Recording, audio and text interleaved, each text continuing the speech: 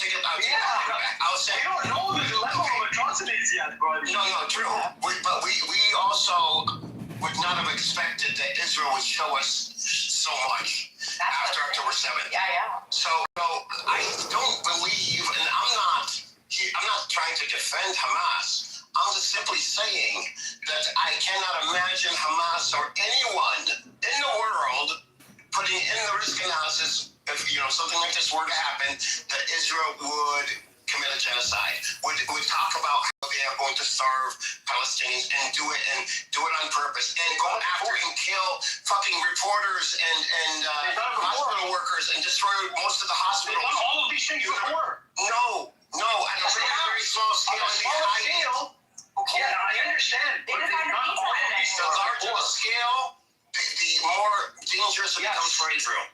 Yes, but because of October 7th and the scale of that, they then justify that they can do all the things that they have been doing before, but on a bigger scale. It's just like a game of poker. He's been bluffing. In the end, he's going to go all in eventually. So they just played it like that, like a game. Like Israel did not do a single thing, by the way, in the last 3 years. They did not do a single thing that they haven't done before. They just do it on a bigger scale. And the scary thing is that they're just getting started, by the way. This is just a... I mean, like in a game of poker, you are not allowed to kill the dealer. That's not... You go all in. Yeah, they don't care about international law, man. You're not allowed to go They're not allowed to do it. They're God's chosen. But, I mean, They are the dealer, they are the game, they are the cards. They've been just playing it all. I like what he said, though. Well, you're not allowed to kill the dealer. I mean, I know what Benny's trying to say. I understand this. I just don't think that it would be reasonable for anybody to predict Israel's response to this extent. We would predict a response No one in addressed everyone. Trump, though. No one addressed like Trump, who started the freaking snowball and it started collecting moss as it went down. He set the freaking standard for shameless, flamboyant. He doesn't really contribute to it. That's true. Yeah. But listen, man, I've said this before. I'll say it again. When I found out about what happened on October 7th, my first reaction was, what the fuck is Israel going to do now? Because that's it. Cards have been lifted. Rules are off the table. They're going to do what they do. I think that October 7th was premeditated. I mean, they knew about it beforehand. I believe so. Yeah, I believe so too, very much. Yeah. I have a quick question. So, do you think Iran is the last stand between Turkey and Greater Israel? No, Turkey. Turkey's next, but that's Turkey is much harder than Iran. Iran is a middle path. Much harder. if we could even get through with it. Turkey and Iran in order to accomplish their Greater Israel. Is that a first statement? Yes. Yeah. Turkey would be the grand finale of them all. And then if you got done with Turkey and Iran, then Egypt and Saudi Arabia will be like. I mean, those are follow-ups. Yeah, exactly. Yeah. They haven't even been able to handle Lebanon. I don't know. They haven't been able to even handle Lebanon yet. Forget about it. What do you mean? What do they handle? They've been involved with Lebanon. Lebanon is destroyed, dude. What are you talking about? Hezbollah is still effectively. Yeah, sure. Not giving up on their mountains, I'm sure. Iran is not giving out on the his, bro. Look at him. Guys, you are really Hezbollah's been destroyed, bro. Come on. No, I think Hezbollah is going to surprise us, to be honest with you. I have a feeling. Guys, you really are in La La Land. It's Edward's risk assessment right now, talking. Well, Actually, why not? well, here's the thing, Davis. Mike, let me tell you. Wait. Here's something about David. I changed my name. I wanted David. Change it in the. Fingers. That's my name is David. You told us already. You told us. Change it back to David or Change it in the alias. Yeah, people told him that. I told him I can't. It won't allow me. So Hezbollah, the problem with Hezbollah is they have weapons that bunkers underground filled with missiles that are way more advanced than what They have WMDs as well as WMDs. No, I just no. found out.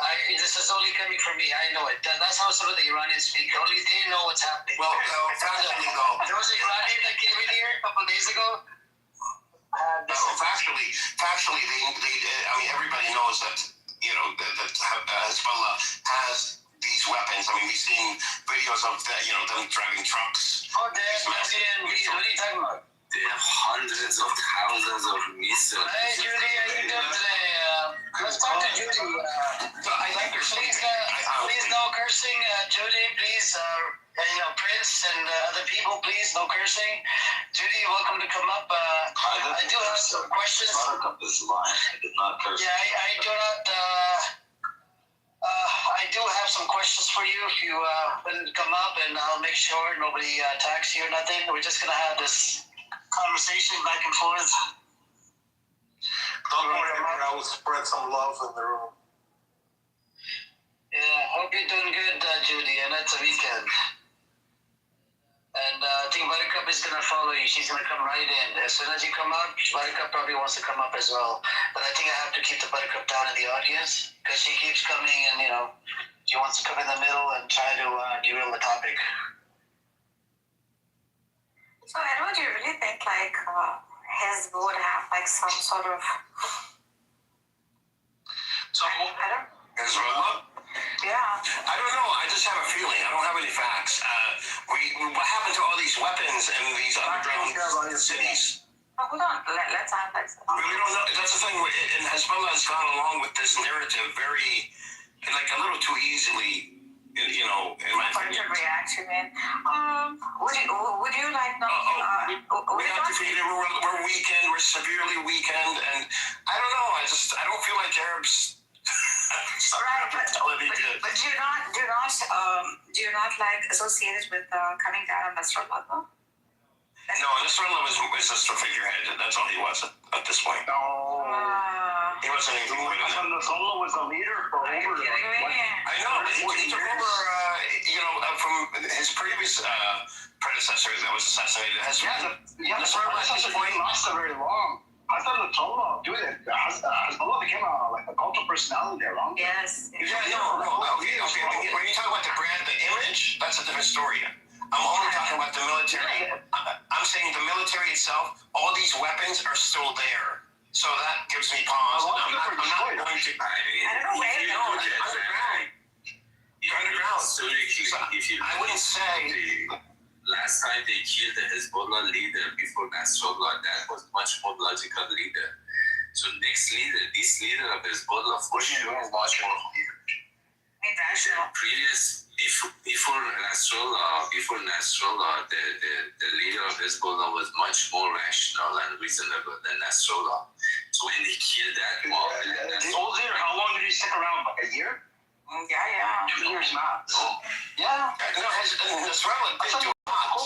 I do want to give you guys a heads up. Payman in the audience, he's an Iranian. He's a Raza Pahlavi supporter. He records my rooms. So if you guys need some sort of a clip, you can, approach him. He has a whole bunch of clips of my rooms. I live rent-free in his fucking head. He got moved down one time and he's so sensitive. Some of the Iranians are very fucking sensitive. They get triggered, they don't want to come back up. Payman, come up. Otherwise, you're welcome to get lost out of the room. And Judy, if you want to come up, is Judy still here? Judy, you're welcome to come up. Let's have that conversation. No one will attack you. Everybody was stay quiet. She's not in the room anymore. She's not. She leave. No, she left. Okay. Buttercup is sitting in the audience with the anonymous account. Is that you, Buttercup? So what do you what's your prediction though? Risk analysis effort? On Hezbollah, I don't know. I just feel like they're laying a feint, like there's something going on there that, because they're in coordination with the other resistance groups, so I don't know. And they take orders from Iran too, so I don't know. I just know that all these very sophisticated weapons and drones have not been used, but they are, and they were underground. We know Israel cannot reach them that far deep underground. We know this from Gaza. So that's the big question. They have all these weapons, and what happened to all the people? How many people did Hezbollah have in Lebanon? Over 50,000, right? How come they're muted now, though? There's no response. That's what I'm saying. That's what I'm saying. It doesn't make sense. But do you think the Hezbollah might have experienced a kind of turning back on them from Iran in some sense? Because Nasrallah's end didn't seem to be that much of a dramatic event, or even or they didn't achieve any responsiveness from Iran. Or do you think they're working behind the curtains with each other? I still think they're working together. I think Iran is working with all these proxies. There was a recent shipment of weapons. I don't know if you guys heard about it. I think Ghost told me about it about a month ago. 4,000 weapons came through Syria into the hands of Hezbollah, whatever. I don't know. The Syrians, they're easy to bribe. Anyway, it's easy to bribe, right? Well, Syria is a large territory. Yeah, there's a lot of corruption in the Levant. Yeah. Well, I mean, it's a large territory, and you can get from Iran to Lebanon fairly easily. Because of the terrain, because of the government doesn't have full control over the entirety of the country from would it be north to south or east to west, from top to bottom, when it comes to the top of the Iranian border or Turkish border down. I don't know. It's not a I shouldn't say well. The Syrian government doesn't have the resources to control its borders completely.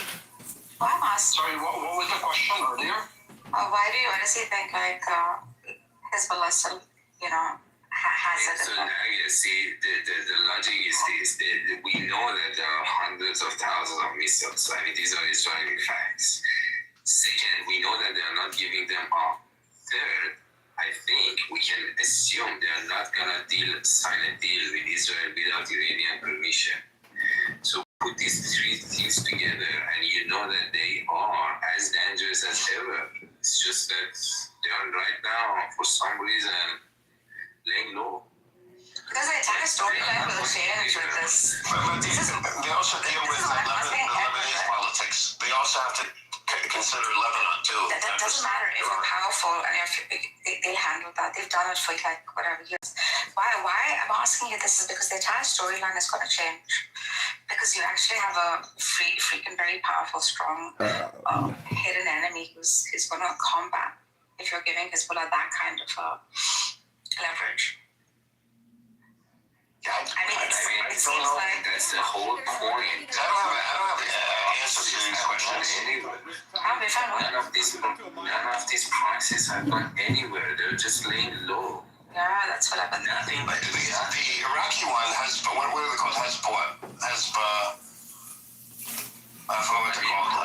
Houthis are full control. Iraq I've always told you guys, don't underestimate the Houthis. Well, the Houthis is one, but the Iraqi resistance has been building up forces and training and weaponry, and that's going straight across from the Iranian border to Iraq. So if you really want to understand from a poker standpoint, Iran is just playing blind now.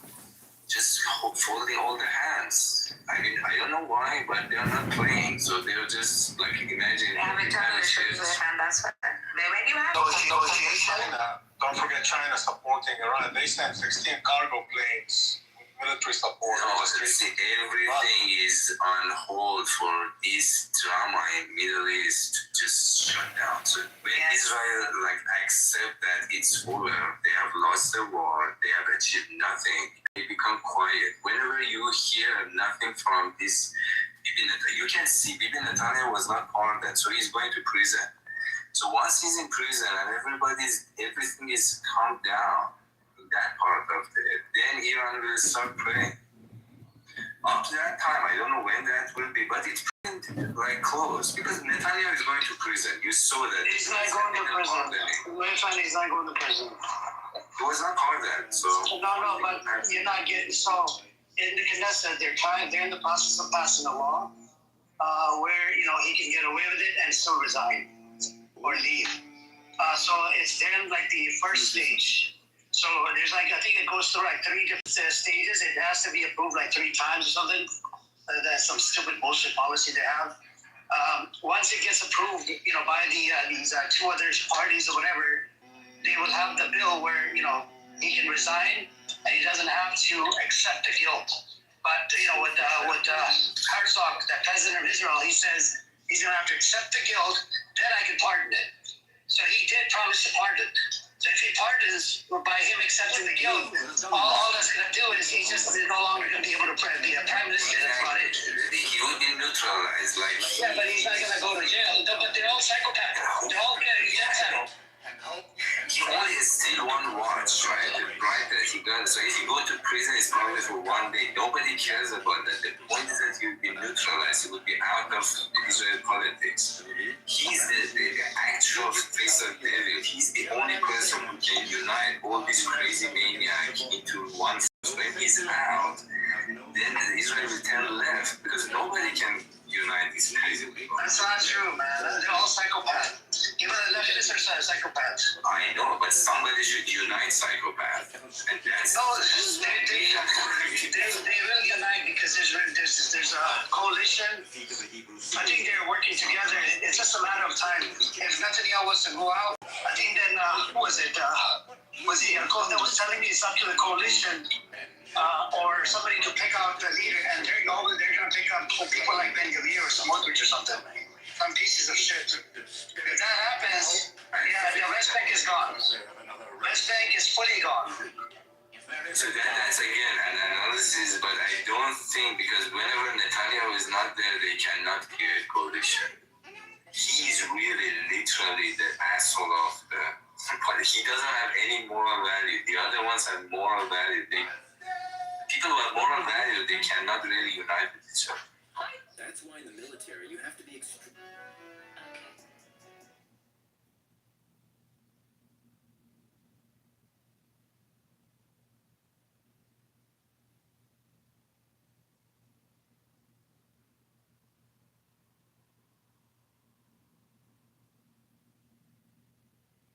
I shouldn't say moral value, because like those I don't consider their values as moral, but they do have some value.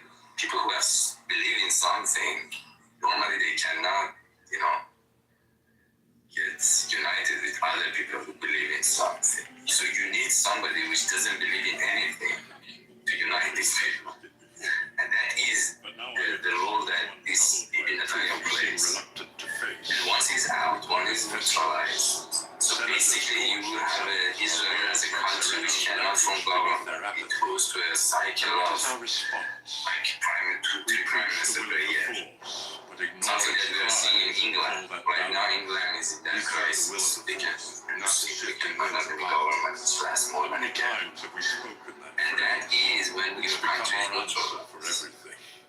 You don't have to neutralize the country. You can neutralize the leader. The Jedi are no longer what they once were. Just because you neutralize the leader doesn't mean you neutralize the country. Some other puppet is placed Still, in his preach of place. patience while So, the galaxy is he burns. going to prison? I don't think so, like I said. Have I made this Let decision? me be quiet and Longer still, have I waited for change. My place here ends, Really, I that where you will not. I seek only to stare at the galaxy, to pursue a course that Like is crazy people like difficult Hitler. to Joshi defend. gets it together, Vishnu. This is what happens. Force grant us No, they cannot. That's the Yeah. point. Why? They Why? cannot. Why? You don't see how these things work. There is a talent that he has that he can't unite. Right? The right wing of Israel, they don't have anybody else. This is why he has been there, and this is why this is happening. You are assuming there is a conspiracy theory that there are like these dark room people and all these figureheads. They are just puppets. No, they are not. He has a talent. He's very influential. I'm not even like reducing them. I'm I'm saying necessarily he gets neutralized because of the war crimes, or what they're calling war crimes. No, those are international. It has to be internal. The only way that it can get neutralized is from inside Israel, inside politics. If they find something that you are a criminal now, you cannot be prime minister. If you promise that you don't become prime minister, you then fuck out of politics. I say that's what's going to happen. Yeah, I think that's not that seems that that's what's happening. And once that happened, then this Israel thing will calm down, right? And nobody talks about Israel. And that moment, then you will see like Iran start playing. It was like right now everybody in the area is laying low for that to So happen. I ask you, what Iran has internal issues to deal with. such power? I think you're discounting that fully. No, Iran really doesn't have an internal issue like that. Yeah, That's the hype. No. No. Trust me on that. I don't trust you. If Iran had an internal issue, they would not at this moment lift subsidies. So they have been waiting for 47 years to lift these subsidies. They did not dare. If they had internal issue, they would not. They knew exactly this would happen. The timing is completely sure. They're confident nothing happens. Otherwise, are they crazy? Like at this moment, they lift the subsidies to people. You know why this whole thing started, right?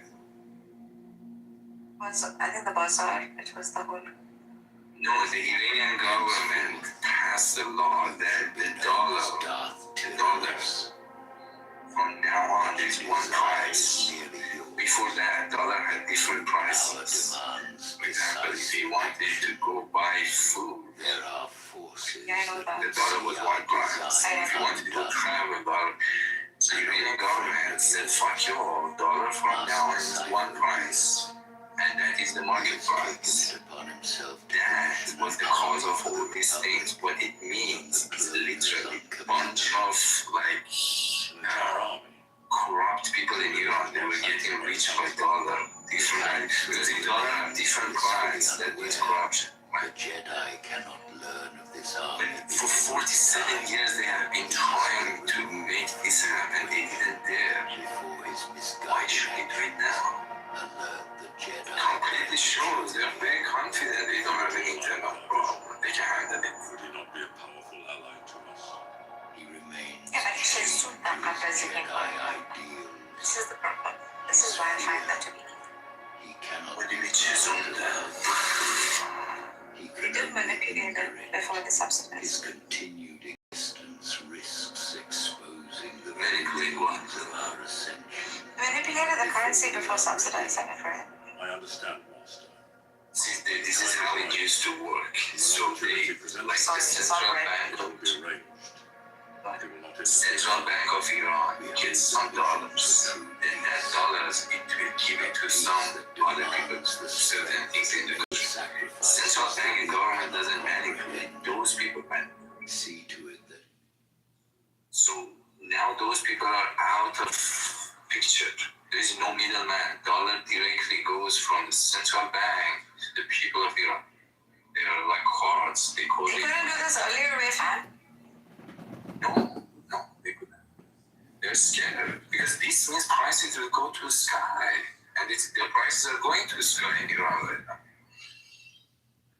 Like the gas goes from 5 cents per gallon, $3 per gallon. You know what that's?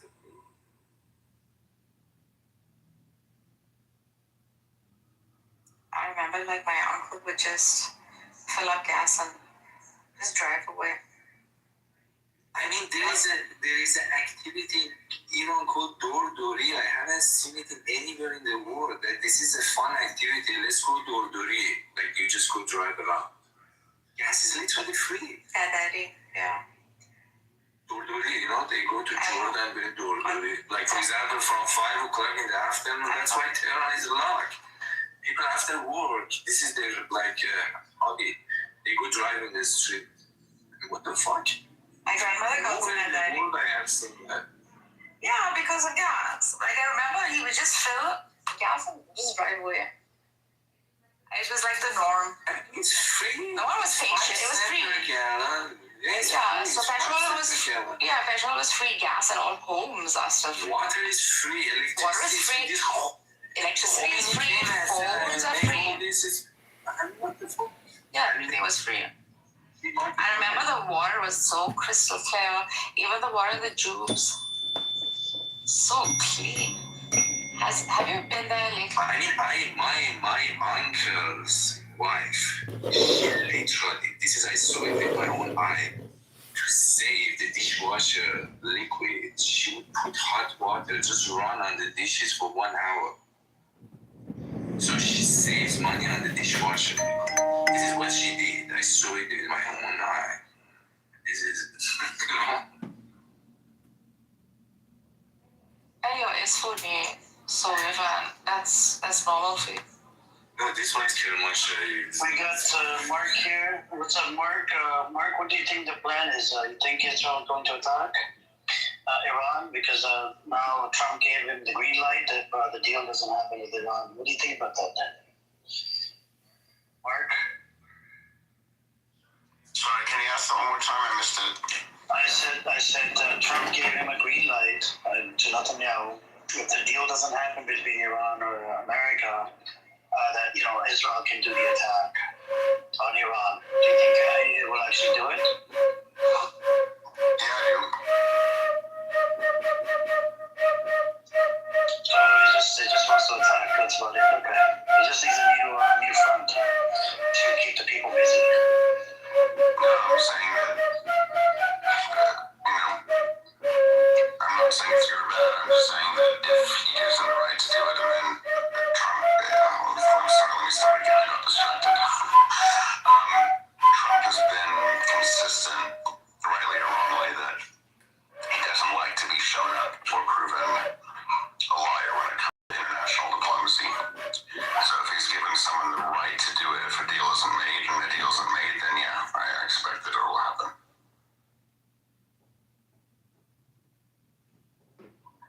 And it might even be, orchestrated by Trump, to be honest, because Trump doesn't like to be shown up. So if he kind of gives an ultimatum and the ultimatum doesn't meet, then he does it. I mean, that's what happened with Maduro, right? That seemed like a pretty drastic maneuver by all accounts, but Trump thought so as well. We gave him an ultimatum, so he should have seen it coming. So I don't know why it'd be any different in this situation. Do you believe in the genocide? I don't think you believe in genocide, right? So do you believe in the genocide on Hamas? Really, I do. I know it's not a very popular position in this room, but I think if you look at, pictures of what was considered an open-air prison, you refer to a lot Palestine pre-October 7th, and you look at Palestine now and Gaza now, I would still argue the open-air prison was better than the situation where Gaza finds itself in now, and I would imagine that the difference there can be attributed directly to the Hamas attacks, so. Hold on, though. Are you saying there is a genocide or there is not a genocide? I'm not even commenting on it. I'm just looking at the photos. Look at the photos of Gaza on October 5th. You have And Gaza on October 8th. Yeah. Is there a genocide in your opinion or not? No, I don't think there is. But that's not even neither here or there. It's just a question of photographic. It is here nor there. Like, we can't just be kind of numb to genocide. It's the year 2026. It's not the 1500s. I understand, but I think, let's put it this way, if you take the position that Israel took, which obviously you're more than free and willing to disagree with, but they made it pretty clear that they targeted Hamas and the Gaza people in the aftermath, they would probably still argue that that is what has happened. Now, you are free to disagree with that, of course, but I think that going back to the earlier discussion about, no one could have calculated for genocide, which was a long conversation that happened about an hour ago. I don't think that was in Israel's mindset either. I don't think Israel's mindset was genocide. Israel's mindset was self-defense. So when you're doing your risk analysis, self-defense, I think, is something you can anticipate. whether it stretches into something like genocide, which I know is a Palestinian approach. I mean, obviously, if Israel thought it was genocide, then yeah, maybe it's a difficult thing to analyze, but they don't. So because they don't think it's genocide, then it should have been factored into the risk analysis that a targeted attack on Gaza would take place. And actually, you said something earlier in your sentence, which I'm going to challenge you on. You said, Israel made it clear that it was an attack on Hamas.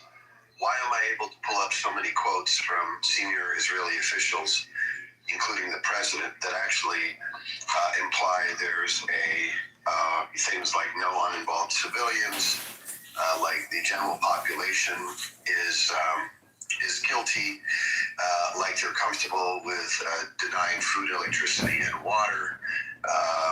Why are there various reports directly from Israeli officials saying that one of the ideas is to make Gaza uninhabitable so that the Palestinians don't return? Why was there public support by Netanyahu at one point actually remove and relocate 2 million Gazans? So how do that's really unclear, actually, that it's about Hamas. It seems like it's, by Israel's own admission, it's about more than Hamas. How do I reconcile all of this in your head, in my head, and how do you reconcile that in your head? I reconcile it pretty easily. I think that were they moving those people prior to October 7th? No. Were they moving it after October 7th? Yes. What happened on that day? Hamas came in and frankly did a lot of the Palestinians, a lot of them didn't know about this.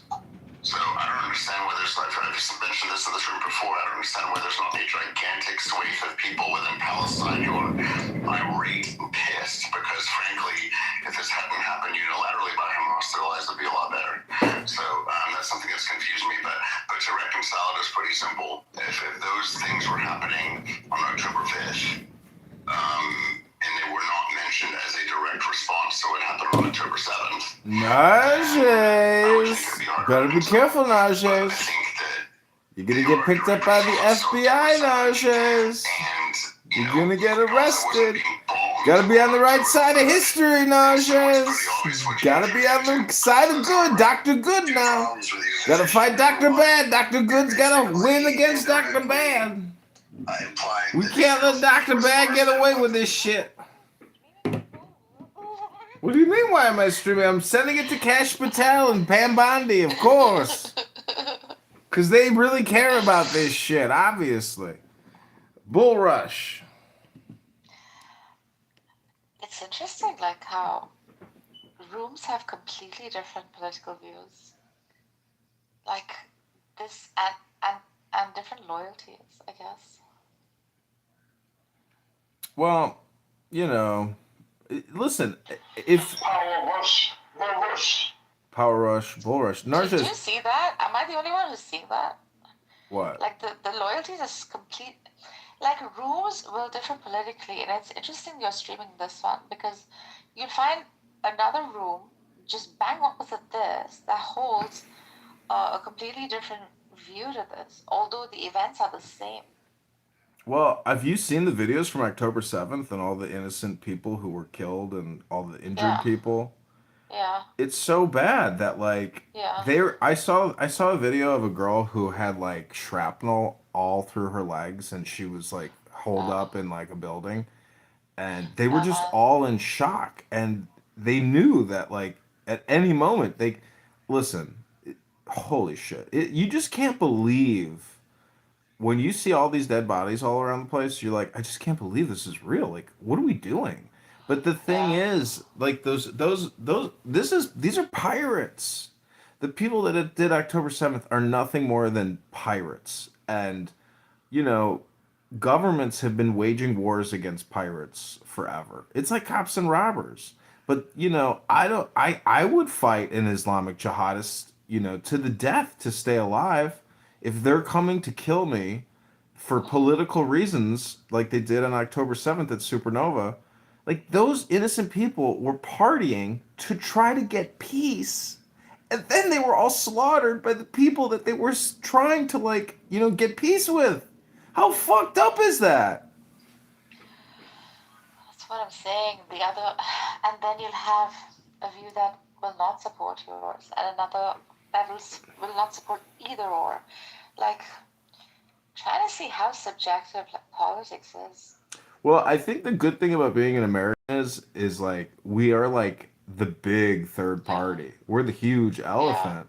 And these are just like parasites fighting each other and sucking off of us.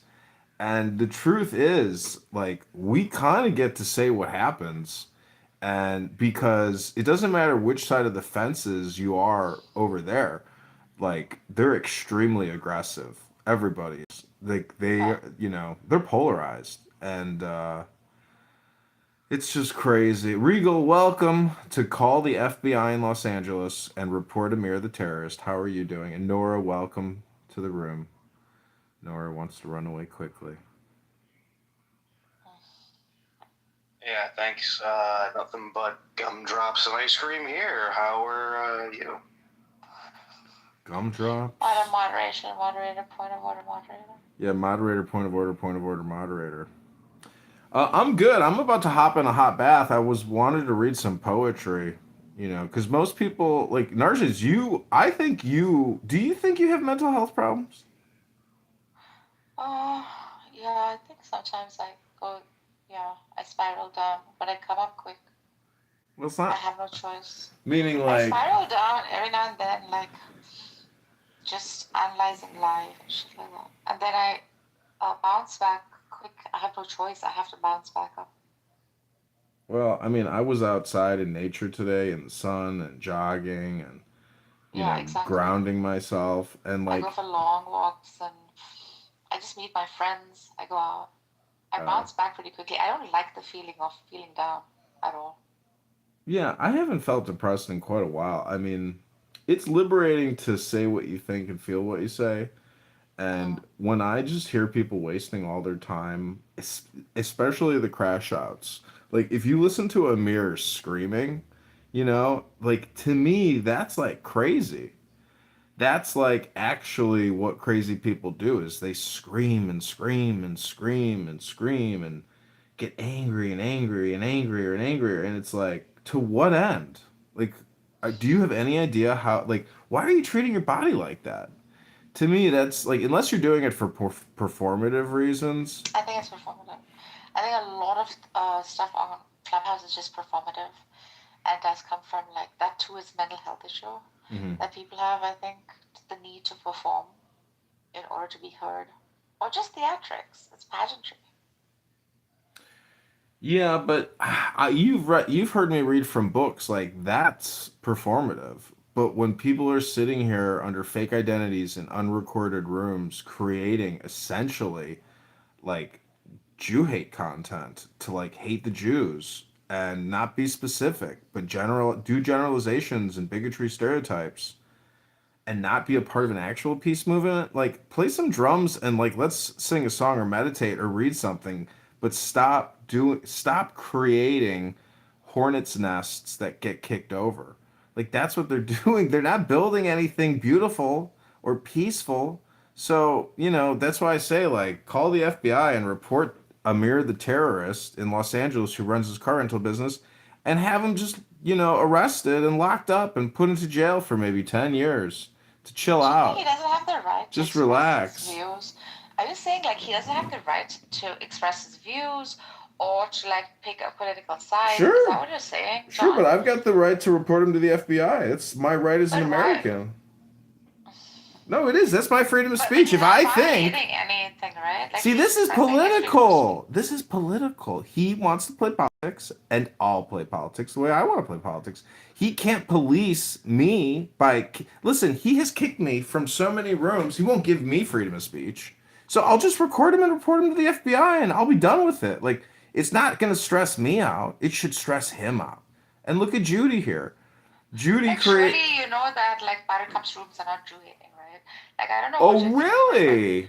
but I don't think so. No. Well, see, What do you Narja's. think? Well, it doesn't matter what I think because all I want to do is record, set it, and forget it, and let other people decide. I don't want to see. This is the problem, Narjas. I don't even want to entertain questions. Do you know that? Like, I don't want to be a part of this social network. I just want to record it and let the world decide, and let lawyers decide, and let FBI analysts decide. I can't make any decisions. I'm just a citizen recording what I consider to be extremely problematic conversations because you are witnessing in real time people create nonstop hate speech. This is not nonstop peace speech and nonstop meditation or music. It's just nonstop political hate speech. That's what it is. So I've reported Amir to the Los Angeles FBI field department, and they're gonna go investigate him and check out all his cars and run his taxes and see if he's been paying his taxes and check out his immigration. And if there's any problems, Kash Patel, our Hindu, Dindu FBI director, is gonna fly to Los Angeles and just arrest Amir, and then he's gonna be on Clubhouse and he's like, "Hold on a minute, guys, I got a fucking door. Knock at my fucking door." He's gonna go to the front door and they're gonna be like, "FBI, open up, hands in the air where we can see him." And Amir's gonna be like, "Oh my god, that fucking John Kitover, he fucking called the FBI on me, and they're at my fucking door. Clubhouse, save me!" That's what that will be Amir's last words on Clubhouse. Will be, "Clubhouse members, save me." If you're part of the World Affairs Forum, and you're interested in modern day political conversations and debates. Anyways, this is my comedy and my response, Narj. See, the thing is, you think I'm over the top, but I'm not. I'm literally mirroring. I'm a mirror. You know me well. Like, if people want to be aggressive and psychotic with me, well, I'll be aggressive and psychotic with you, and we'll see how far it goes in the ether. Like, you can't push me around on my cell phones, but I can record you. And if you're willing to come in a public space and be recorded, because they're in the audience in the Anon recording you and reporting you. It's not a John Kitover problem. That's a you problem. Hello?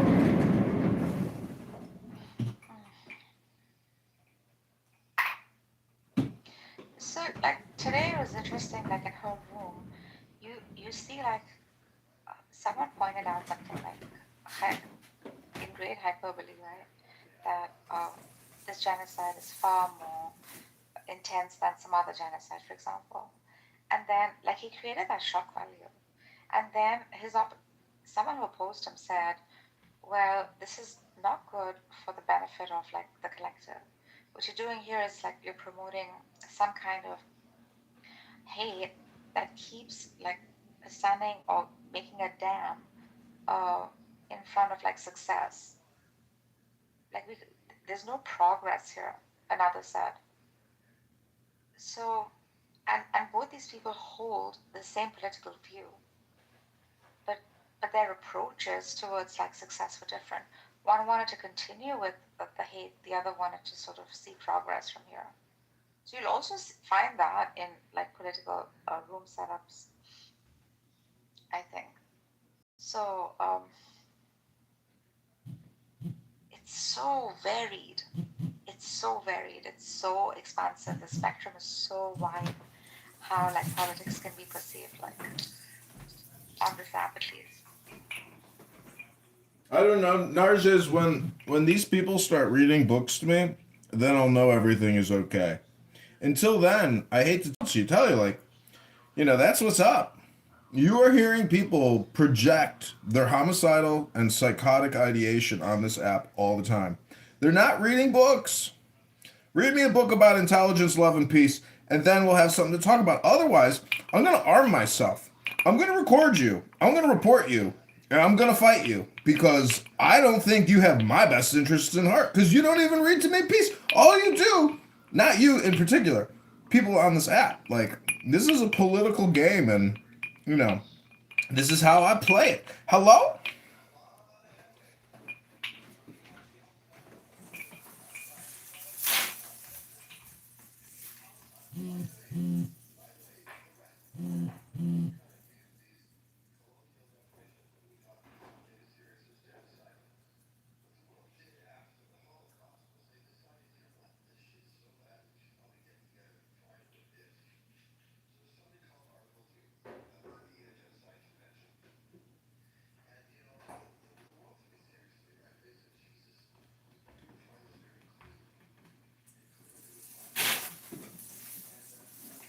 So Narja is When so Narges, when do you think you know, a baby do you, like for pro-life, like when a baby is born, is it when the baby takes its first breath? Is it like 6 months into the pregnancy, 3 months into the pregnancy? When is a baby alive and a human? And when you kill it in an abortion, when is it like murder versus when is it, medical? I think it's through the fourth month, third, end of third, beginning of fourth. John, it pretty much communicates with you. Seeing this as a mother. So Hmm. it's an aliveness within you. Now, is it my freaking placebo mind that is perceiving it as such, or does the child have is that a real child with a life growing, etc.? I think it could be both. But for me, personally, subjectively, I'd say like 3 to 4 months. It's basically commencing Yeah. its life on Earth. Yeah. Well, that's, a reasonable answer. But I mean, see, the thing about specifics is 3 to 4 months, like, is what about when you're, see, this is like the difference between a C plus and a B minus. Like if you're at 2 months and 25 days and you're almost 5 days to that 3 months, well, you're so close, Narges. So that's my point is it's really all or Yeah. nothing when it comes to Yeah. deciding to decapitate, whether it's 2 months or 4 months or 6 months. There's no significant difference. So my complaint about Palestine and the war is if you're gonna scream about babies and genocide and occupation nonstop, but you're a pro-abortionist, well then you already endorse murder and killing. But you endorse it medically. You don't endorse it politically. So my point is, Narges, is there's just a lot of stupid people on here that haven't figured out poetry and music and depoliticization by being political, by being poetic. So there's just a lot of fucking people here who are trying to make it into a career, and that's what it is. But it's not really artistic enough, in my opinion, and therefore they will never succeed in what they're doing. And it's more of a mental health crisis and a lack of creativity, which is what people are suffering from here. You can call it You're boredom. forgetting the variables. You're forgetting the particular variables. I think those grays too must be considered, like nuances with. People like to use the word Like for example, nuance someone all who the gets time. raped, right? Has That's what I'm saying. Like John, someone who gets raped, for example, Hmm. or an oops baby, right? Where like a couple has just not taken care enough. After a drunk party, you get jiggy with it, blah blah. I mean, that is harmful to the child in some ways. So I can see why, like a woman would find that to be the most rational decision of her life, so as to protect not just herself but the child too from bringing it to the world. So these are the freaking variables that I also consider and I'm empathetic about, which like probably pro-life people would like find horrendous. Well, my point is if you are pro-abortion and you're an atheist and you're a liberal Democrat socialist and you're a scientist, that's the problem because it's deicide. If it takes a whole universe to make a baby, that means every baby you kill in utero is like executing Jesus over again on the cross.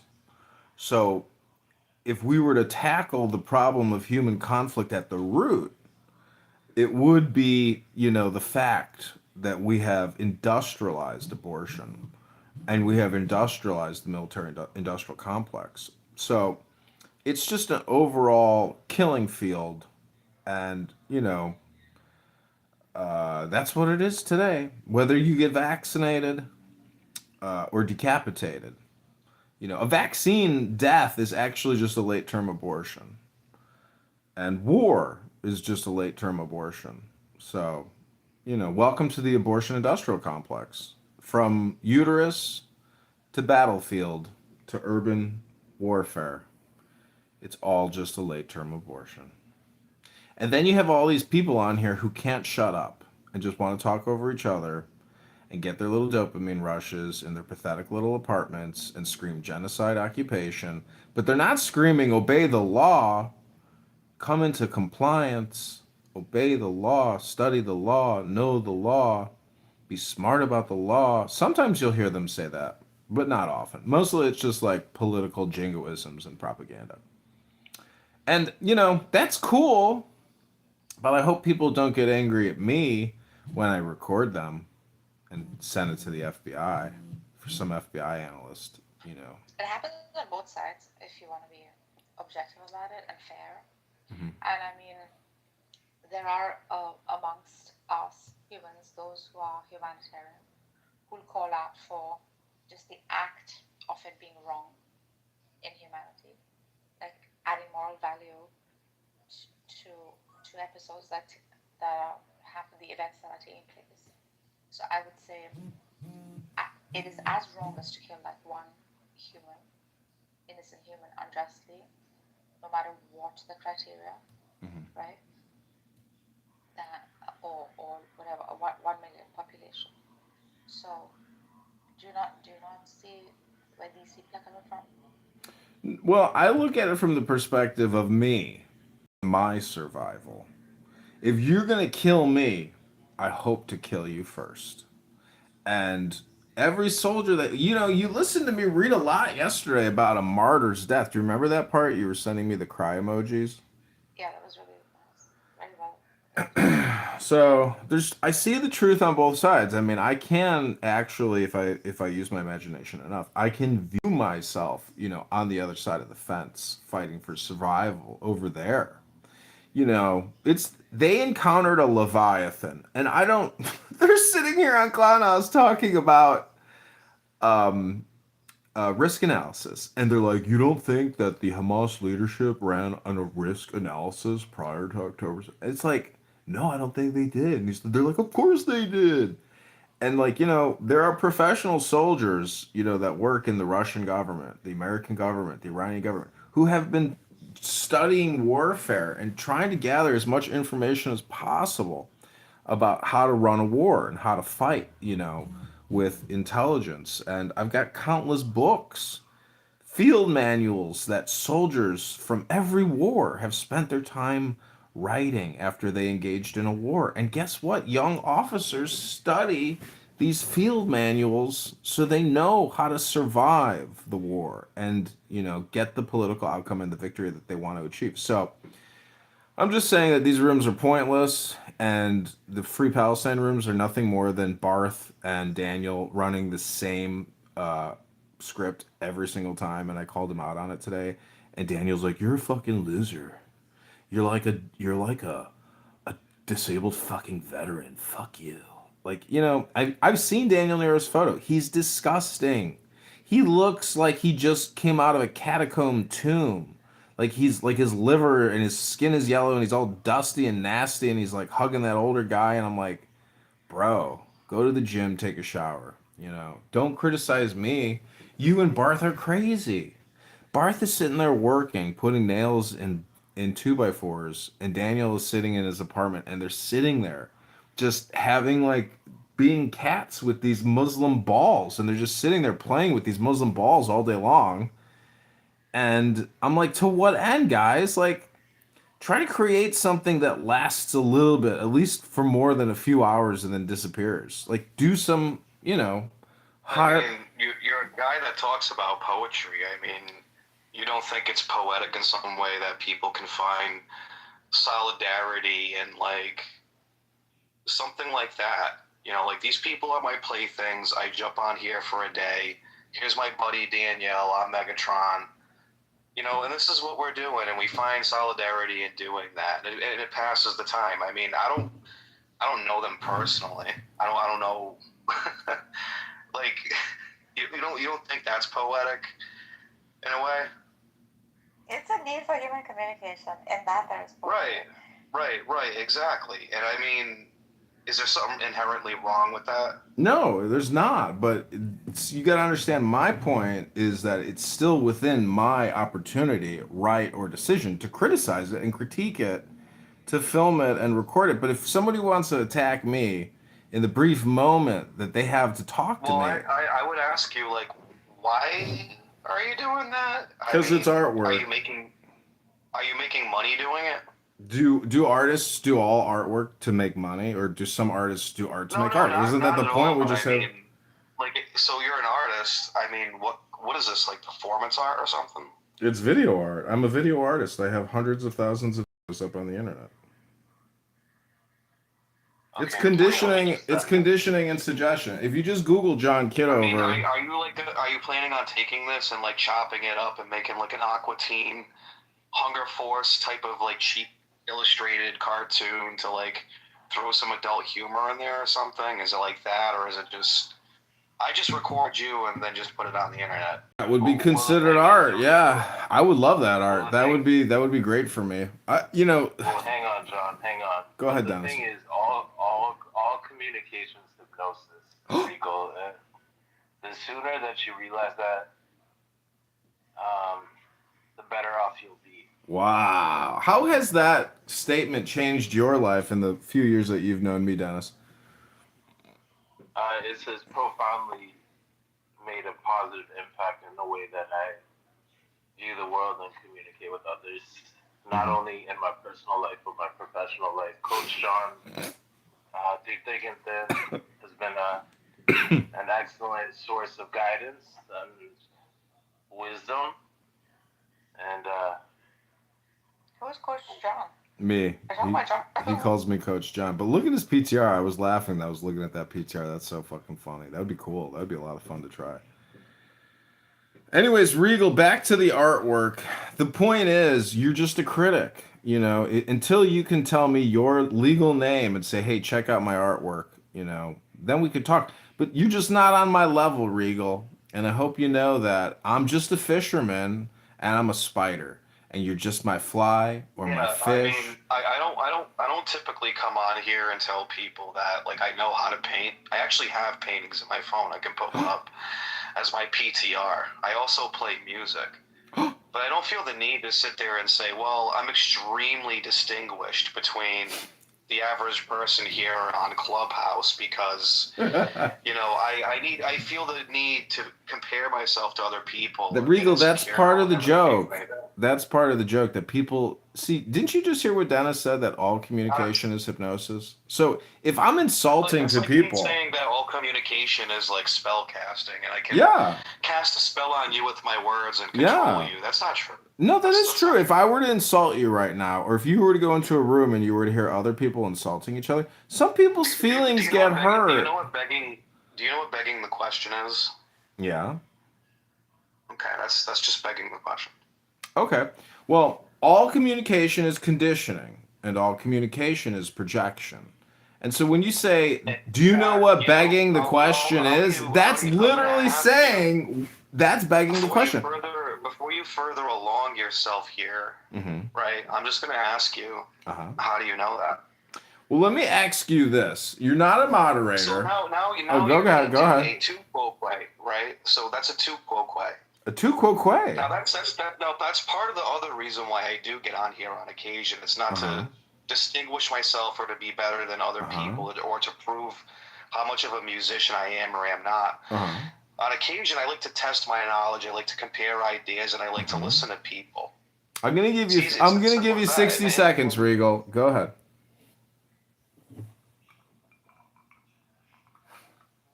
I'm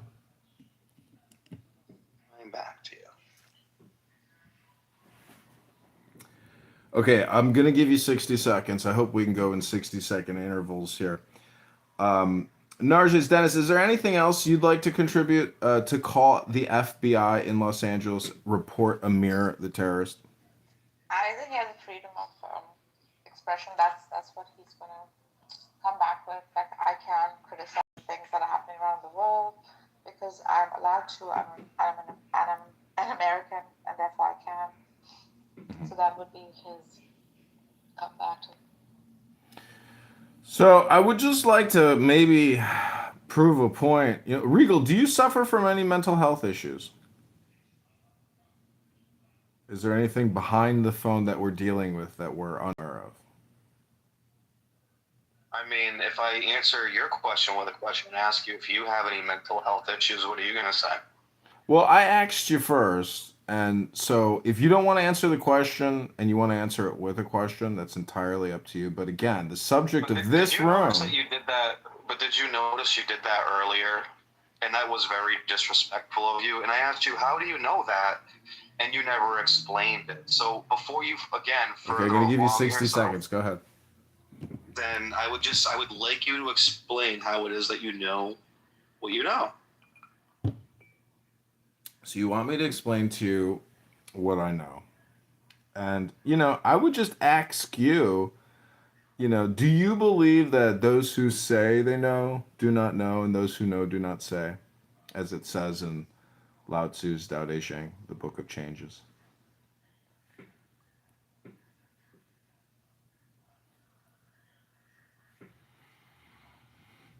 Well, we're getting to the transition point of my room creation here, and I want to thank all the participants. Honestly, man, I think that you're a very likable person. You seem like you have a personality, and you're actually quite funny at times. I do respect your opinion. I mean, I kind of see some of what you're saying in Clubhouse, and at the same time, it's not so much what you're making it out to be, you know?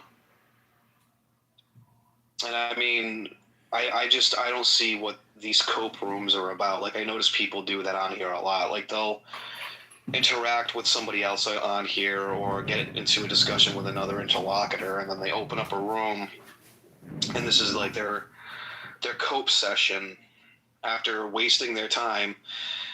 And then, it's like, well, you're sitting here criticizing everyone else on here and you're doing the same thing, but as you're sitting here doing the same thing, you're kind of like distinguishing yourself as like some sort of an artist. So you get to put yourself in the judge's seat and make judgments about everybody else. I mean, does that all apply to you? Okay, I'm past the question and answer stage of my room creation here. I apologize. But if there's anything else you'd like to say prior to the poem that I'm about to read, go ahead and say it now. Thank you very little. He's evading. He's evading. Dr. Kitover. No, it's okay. Doctor is evading. It's not evading. There are times, Narjas. How did you even get like? Totally There are times when I just will not entertain questions because the truth is I don't have to entertain every question that comes my way, and I just feel like these are it's valid very questions, compulsive. John, that he's asking you. It doesn't. Well, go ahead. You can answer it if you want, but I would. They're subject to you. Okay, well, let me just ask. Go ahead and just summarize the question, and I will quickly answer for you, and then I will give you 60-second follow up. But then I'm going to read a poem. Go ahead. All right, let's start off with something really easy. How the heck did you get a picture of Daniel, and how did he get a picture of you? Like, you guys must have been close at some point. Like, how did you guys get into? He posted a picture of himself with some guy that he was talking about, and I took a screenshot of it. What do you mean?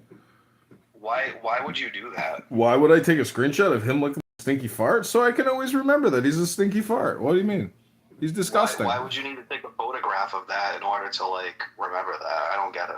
Because on my phone, I screenshot everything. I'm very compulsive about screenshots. Does that answer your question? And how is that art? Are you planning on making a collage with it or something? Maybe. Okay, last question. Then I'll give you a 60-second Can I follow-up. ask you a question? So you have like asked me included like in your PTR, right? Mhm. I wasn't there for half the room because I forgot it was around the phone, Mhm. and I wasn't even listening to it. So how do you see those who are like mods, whatever, and are not like true participants because they're just not around? Like, would you attribute the entire freaking? How does the human psyche work? Like in your head, are you thinking, okay, this person is also participating in the conversation or is listening in? No, I don't carry anything with me that far. That's crazy. This is one of the reasons why it's easier just to record these rooms, because a lot of people will carry people to 3 rooms from now, 10 rooms from now. I just want to refresh every morning when I wake up, and so it's very easy to just record these rooms, call it art, which technically it is, because there's a lot of art involved in this.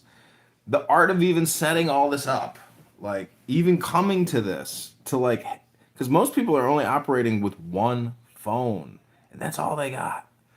And, anyways, the thing is consistency on these rooms. I want to record consistent rooms and consistent speakers because technically the people who speak the most are like the most sociopathic amongst us. And this app is a perfect place to do observation of the human personality and psychological and character, So it's fucking awesome in my opinion. There's X isn't even close to as good as this because this is a much like closer community and the platform itself is better than X. So to me, most organizations are missing out on this opportunity to test communication here. It's instantaneous feedback on whatever concept your organization is considering putting out. So it's really an awesome and powerful tool. And look at the room we're in right now. I got in another room in my house. I got 6 phones pointed at Amir's room, recording it and live streaming it onto YouTube. And people all around the world are commenting on it. And I hope they never stop. And what's crazy to me is like Not many people watch your videos, to be honest. that's okay. It doesn't matter. The thing is, it's all practice leading up to a big breakthrough. But the cool thing is, and which is unbelievable to me, is like I get notifications from YouTube saying, "Hey, your video has been removed because it violates our hate speech policy." And then I go and I look to see what the violation is, and then I play it, and then I appeal it. And then somebody in the Philippines watches it and they go, "Yup, this was not hate speech violation. I will make the video public again, and you do not have community guidelines strike." And so, how in the world can their algorithm, because it's totally subjective. Like, to me, if I hear somebody saying stuff, I'd be like, yeah, that could be like, that's possible terrorist and hate speech. But, like, how does that YouTube algorithm not think that all the shit it's hearing is not hate speech? You see my point? Like, how the fuck is it not calling it all hate speech? It's because the algorithm is biased for preference and race and ethnicity and geographic. Like, how the fuck can the algorithm know that? It's unbelievable. So it's totally biased. And as a white heterosexual Christian American male, I'm just wondering, how does it know what I'm saying, is considered hate speech or not hate speech? Because clearly, almost like 99.9% of everything I say is not hate speech. But how in the world, like, what are the words? What are the phrases? What's the intonations? Like, what kind of voodoo do I do, to trigger it? But like, if I can record Amir's room and it's a complainium of people hating on the Israelis and the Zionists and the Jews and Ashkenazi causers and all this shit, like, how the fuck does it not label that? So, censorship is real because the problem with the radical, mind is that it just knows no limits. And we have to focus our minds. And those types of rooms, in my opinion, are indicative of people who don't know how to meditate, don't know how to control their bubble, and they are a victim of chance and fortune as opposed to, getting ahead of it and being a little quicker and being able to modify their destiny. That's why I asked you, like, how do you know that? Because a lot of these people sit here and they'll either get into rhetoric or they'll read up something or they'll try to find an article or they'll ask you to cite a source. I mean, even though their mind's not clear, constantly meditating on this proposition you want to prove to be true and then present your case and evidence for it. I mean, it's actually thrilling to get the chance and opportunity to test your intellect against other people. I think a lot of Democrats and Republicans, for an example, want to be able to debate themselves in spaces like this to test their knowledge and see what works and what doesn't. I just think perhaps people get a little too ahead of themselves and they buckle down a little too hard. And they have a bias, and some people get tunnel vision and they get kind of stuck in bad habits. I'll watch philosophers do this all the time. Good philosophers, there's better philosophers than me, but I can point out flaws in their logic or issues, and they'll just be perplexed, and it just boils down to personal incredulity. I don't want to believe that because my feelings won't allow me to. Yeah, I have seen that. But you can reach a state of mine where you can totally drop that sort of personal. I mean, not totally, but to a large extent. And I think that's what I do in these rooms. Like I can truly look at it from, if I get into the mode, I can see the whole thing quite unbiased. However, if I go into like the Iranian rooms, something in me like brings up memories of, I don't know, childhood. Like there's some connection there where I know I am not being completely unbiased. That's why I don't speak in those rooms. But when I know that I'm ready to be unbiased or objective, then yeah, no matter what the room title is or no matter how heated the conversation is, I think I try to insert objectivity into spaces so that truth can be, I don't know, found no matter what the conversation is. It's almost like a reflex knee-jerk reaction for me. It's like look at the other side too.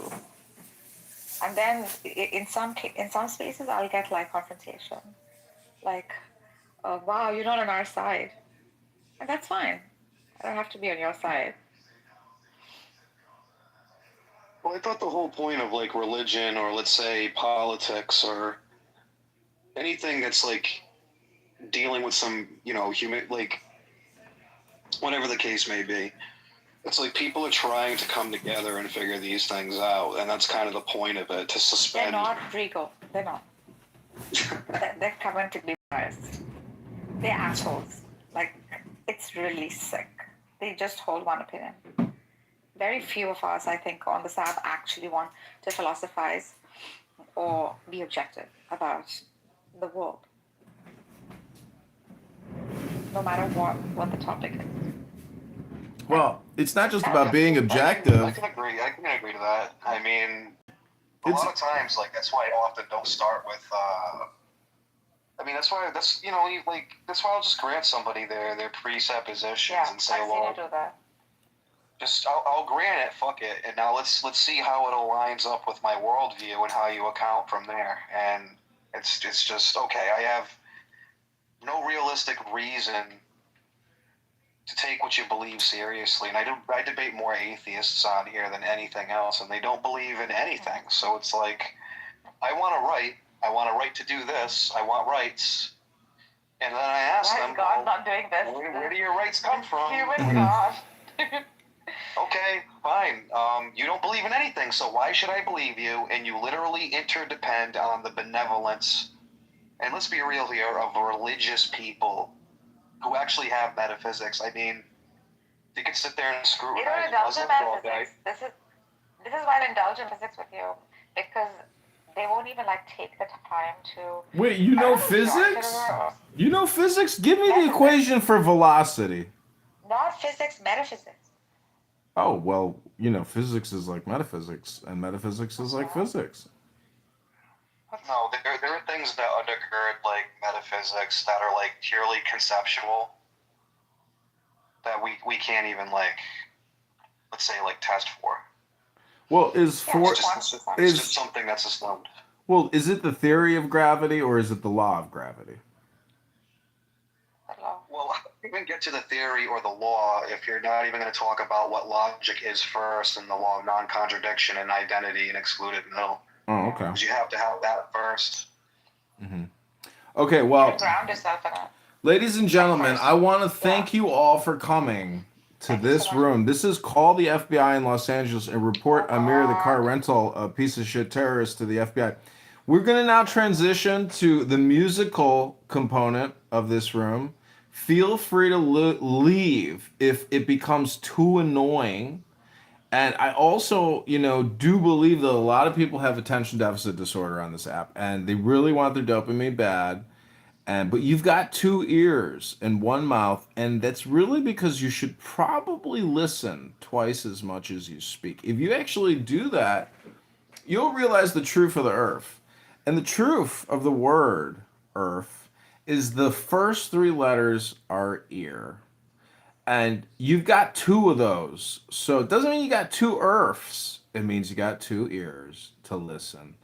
And people on this app really love that dopamine. And it turns out that the more you love creating dopamine by talking endlessly, there's a very high correlation chance that you might actually be a dope. Not necessarily a dope head, but a dope. Not stupid, but a fool. Because I know nobody is stupid if you can read. And somebody on YouTube just wrote, Woke Suwajsiki, your CEO is the mother of YouTube algorithms. Not sure what that means. Anyways, let's get to the musical portion. We're going to play the Chinese flute. And then I'm going to read a quick little poem and go hop in the hot tub with Pamela Anderson. And she's only when she was 26. Here we go.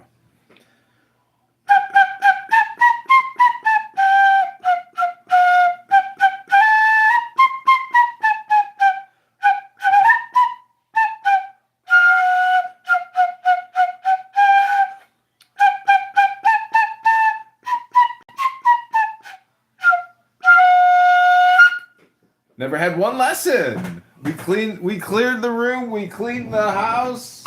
Oy vey, Rabbanu Shalom. Another Shabbos miracle. Oy vey. Are you prepared to say that anyone who is still pro-Hamas within Palestine is therefore in the same boat as me and a genocide supporter? And if not, why not? Because it's the exact same situation. Okay, I'm potentially prepared to say that, provided you say the same. Okay, I'll say the same. Okay, then we agree. So you agree. So then, what do you say to the people who are pro-Hamas and Palestine in order to convince them to not have these views anymore? It's a loaded question. Well, they're clearly the wrong views. You deserve better leadership. That's number one. I agree. Number two, I wish that Netanyahu didn't allow the flow of $1 billion+ to this leadership. Number three, unfortunately, let's look within your own societies, band together. Netanyahu and the Likud party's plan has always been, as stated in their charter, to prevent the formation of a Palestinian state. They do not support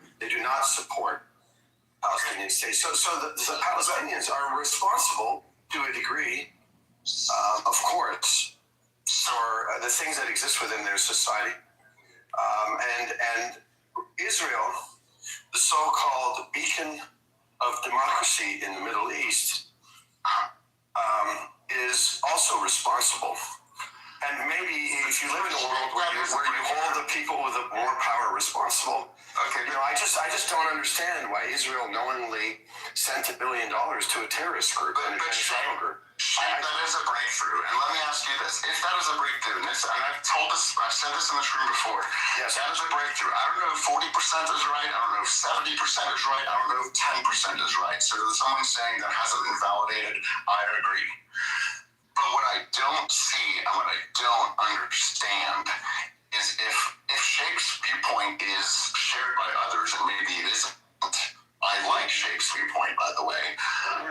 Where is the protest against Hamas? It doesn't exist from the Palestinian groups. It should exist. Actually, there have been protests I'm not even against the protests against Israel. I'm fine with the protests against Israel, but there needs to be a sister movement saying, by the way, these guys have made our lives complete shit as well.